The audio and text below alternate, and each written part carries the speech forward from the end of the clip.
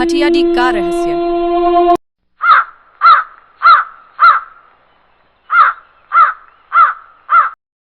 ऐसी दुनिया जो विज्ञान से परे है। हिम्मत है तो देखो।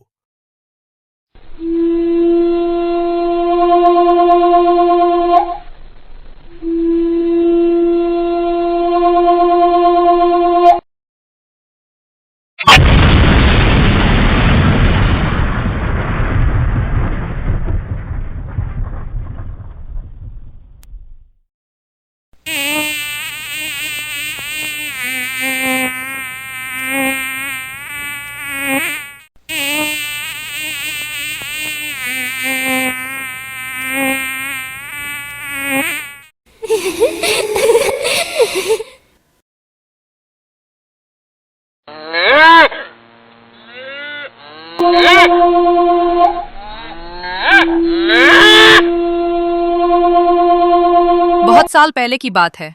नेपाल और बिहार की सीमा से सटे एक दूरस्थ लेकिन सुंदर गांव था, इनरोवा।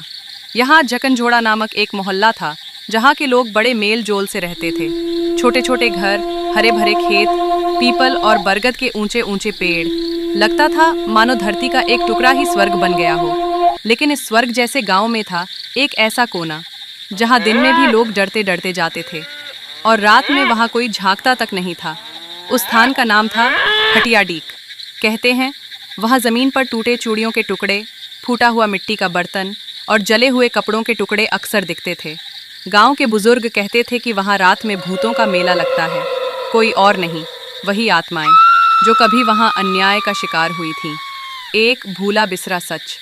गांव के कुछ वृद्ध अब भी याद करते हैं कि बचपन में उन्होंने कई बार उस डीक के आसपास अजीब घटनाएं देखी थीं।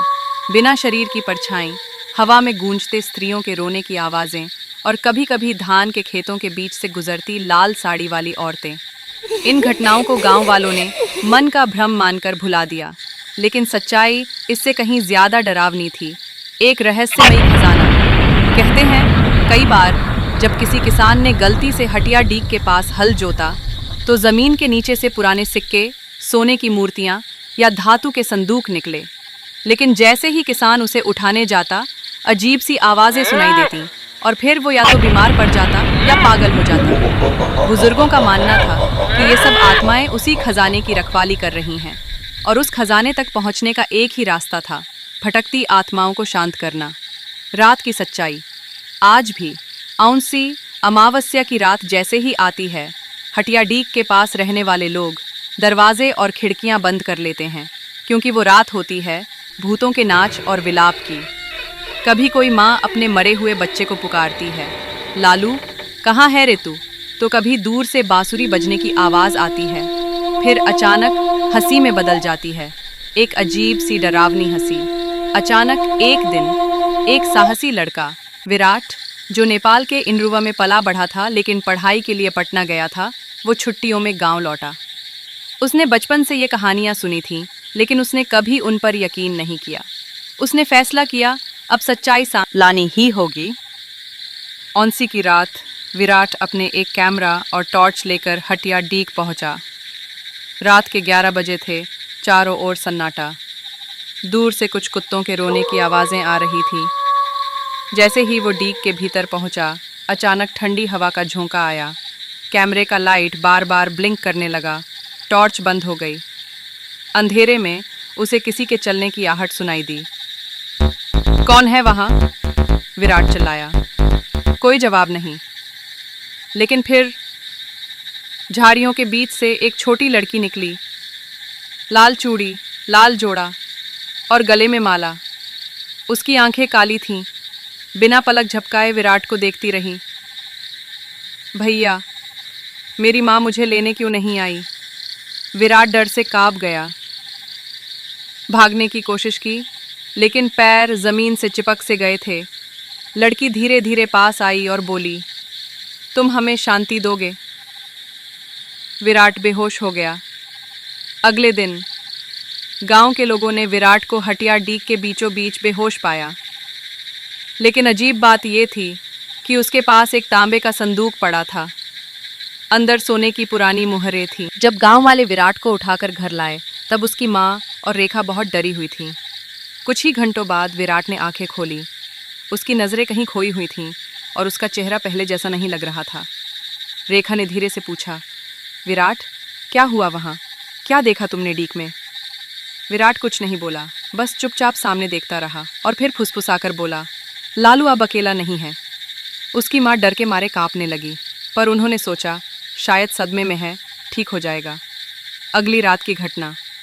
रात के सन्नाटे में घर में बांसुरी की धीमी सी आवाज़ सुनाई दी। उसकी माँ उठकर कमरे में गई तो देखा विराट गहरी नींद में था, लेकिन उसके होंठ हिल रहे थे जैसे कोई मंत्र बोल रहा हो, पर वो कोई जानी पहचानी भाषा नहीं थी।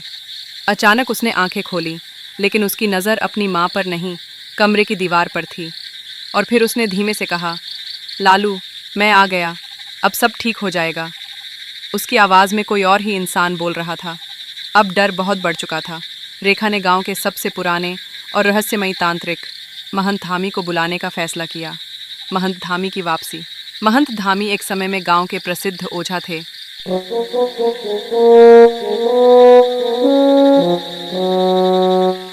लोग कहते थे वे अब अघोरी साधना कर रहे हैं, भूत प्रेत से बातें करते हैं। रेखा किसी तरह उन्हें खोजकर गांव लाई।